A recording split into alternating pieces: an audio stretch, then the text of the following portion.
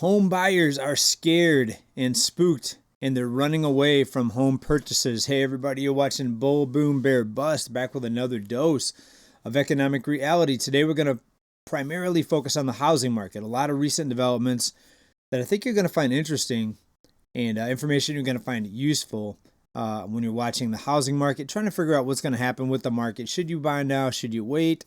Should you sell your home? Should you rent? All those things, right? We're going to try to address those, and we're going to tie it in with the broader economy. We're going to show you what's happening with the cost of living, the tariffs, layoffs, inflation, deflation. Not much deflation, but you get the point. We're going to cover it all today. Please make sure you're subscribed. Let's go ahead and get started right here. And kind of summing it up here, here's how they put it over at Market Watch. Spooked house hunters are dropping out of the real estate market as they confront economic uncertainty on many fronts. The turbulence in the stock market, recession fears, and the specter of job losses and layoffs have home buyers nervous. Of course, we saw this coming many months ago. Now, what's happening with prices and housing inventory? We're going to get into all that, so make sure you stick around. But in general, yes, absolutely. We're in crazy times right now. We've never seen such uncertainty.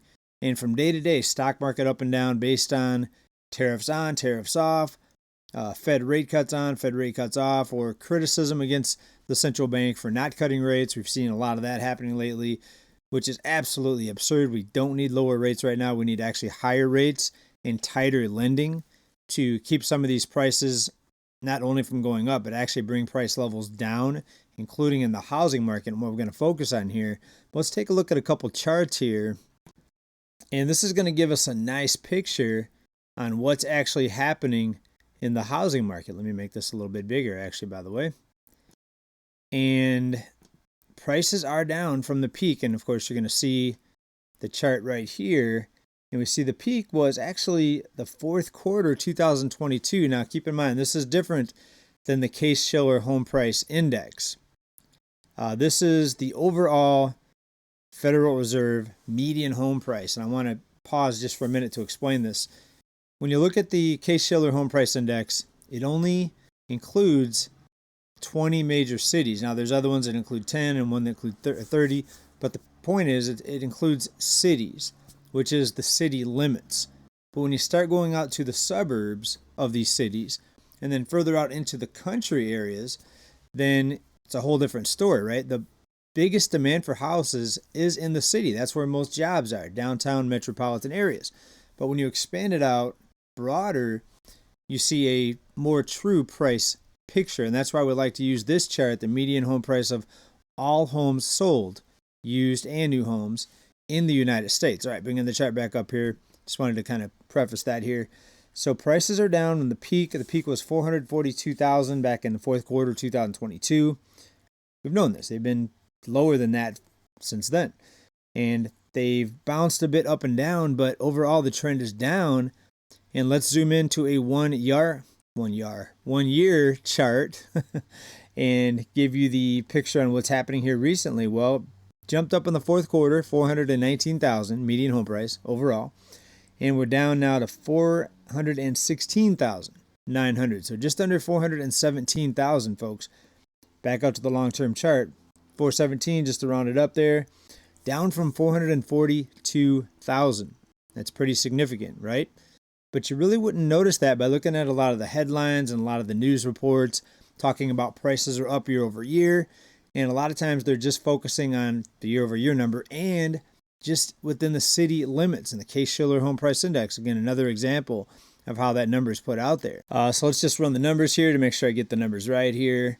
442,000 approximately, just rounding it up here. 442,000 minus 417,000.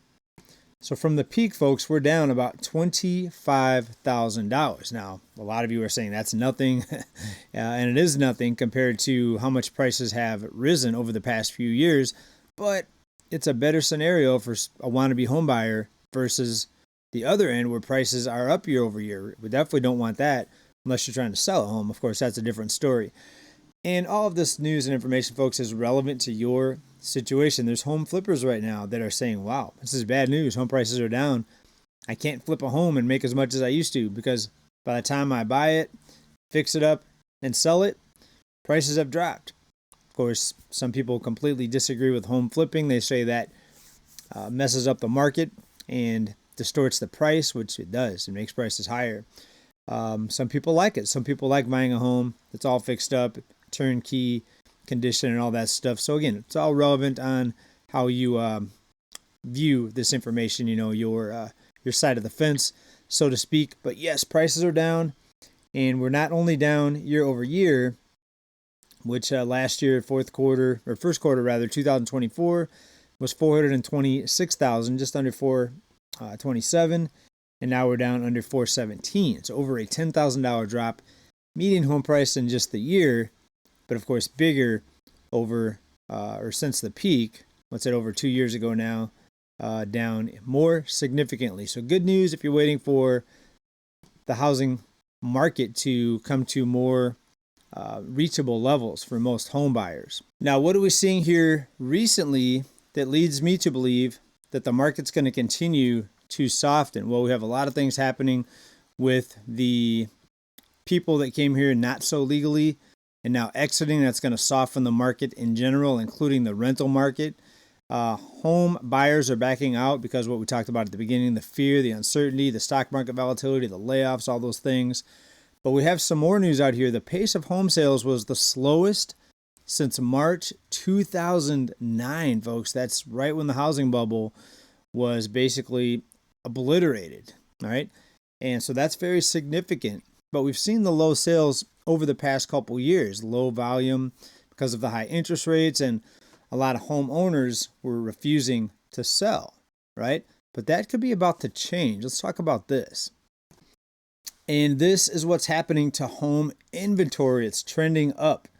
We had a low back in February 2022 when prices were the highest. That goes right along with the median home price peak that we saw in that earlier chart. Well, we've been trending upward, of course, up and down as the seasons go, right? But now we're trending up again. And for March, the month of March, we have to go all the way back to 2020 before we find a number in March that was higher than last month, the month of March of this year. So we are at nearly a 5-year high in home inventory. Of course, not counting the high inventory that we saw last fall and winter. That was just seasonal. But when you look at the month of March, previously we're at about a 5-year high in inventory. And this is all homes, new and pre-owned. Right? So just as we talked about here what happened, this is a very slow moving housing market, not a crash, not a shocking price correction, but slowly changing and evolving. Not fast enough for some people. Many people would like to see a crash and just get this thing over with, get the correction done. But of course, nobody that's in power right now controlling these things or being looked at as the driver of the economy. No one wants this to happen under their watch. Nobody wants a crash, right? But things are happening. Prices are down, inventory is rising, and as we see more uncertainty, and things even continue to get more uncertain, I think is what's going to happen. You're going to see more people wanting to sell their home, and now they're going to have to cut their prices because inventory is rising, homes sitting on the market longer, prices coming down, and it's not only the home sellers that are spooked, home buyers are spooked, right? People don't want to get locked into a 30-year mortgage based on income they have today that may not be there tomorrow, right? So there's two sides of that coin, folks. So it's going to get very interesting as we continue to watch this housing bubble evolve. All right, here's another headline I think sums it up pretty well. Market Watch. Housing market stalls as homeowners struggle to sell. Quote, we're really bleeding. The pace of home sales the lowest, as we talked about, since March 2009 during the depths of the financial crisis. But here's where it gets interesting, people. Go down into this article, and what are they telling you that we know is actually not true? They're saying home prices set a record in March, right? That's per the National Association of Realtors, the NAR, but we know they really didn't when you look at the broader picture, when you look at not just in the city limits or surrounding metropolitan area, when you look at everything, prices are down. But of course, they're quoting the NAR number here, which when you look at that one, they're saying prices set a record again in March, but not true.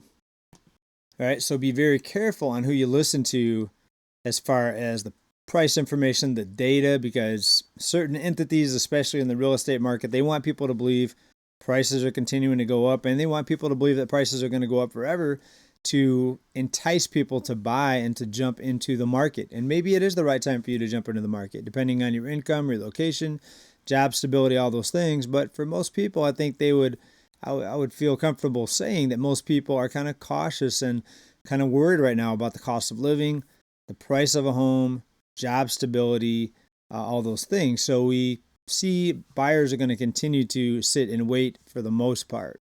And how bad is unaffordability right now? Well, look at this. 70% of households can't afford the median priced home right now, which is a little over $400,000.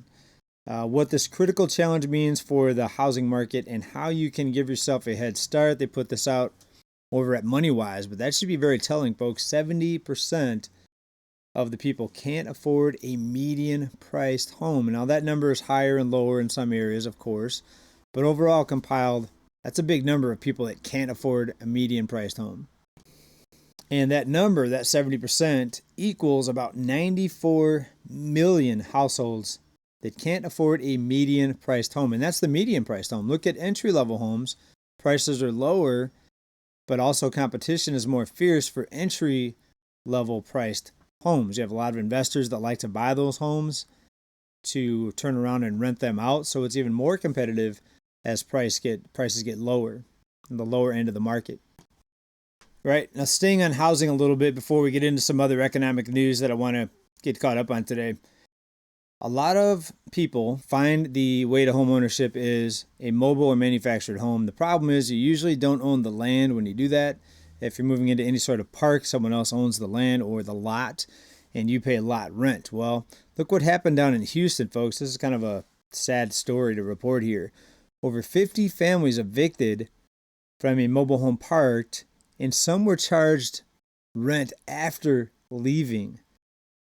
And you can see a picture here of the home being hauled away, and this is what a lot of people have to do, but good luck finding one, another park to put it in, or two, land to put it on, because that could be very costly, getting everything hooked up on the land, and then just the cost of the land itself, getting electricity, sewage, all those things can be very costly. Most of these people can't do that, but it's sad when people get kicked out of a place that they paid for. In some cases, you own the home, but you do not own the land. And folks, this could all be changed at the stroke of a pen. They could change the law saying that any of these parks cannot be owned by a company or one investor. What they could do is they could say all the homeowners in the park would then get ownership, and each person would chip in, or each home would chip in to actually buy the land, right? Or pay for the land. Or they could just give the land to the people. Of course, I don't think they want to do that. They could, of course, but I don't think they want to do that. We give away trillions of dollars all over the world, but we can't give land to people. No, that would be bad to give land to Americans. All right, and I'm not saying that handouts are the solution, but when you look at everything else that's being handed out, it wouldn't be that crazy to suggest that people should be given land instead of having to pay some investment company or hedge fund, multi-billion-dollar investor, instead of having to pay a lifetime of rent for a home that you own that's sitting on someone else's land. To me, it's completely absurd and ridiculous. All right, but moving on here, folks. Still on the topic, though, of evictions. Fake eviction notice sends South Carolina woman behind bars.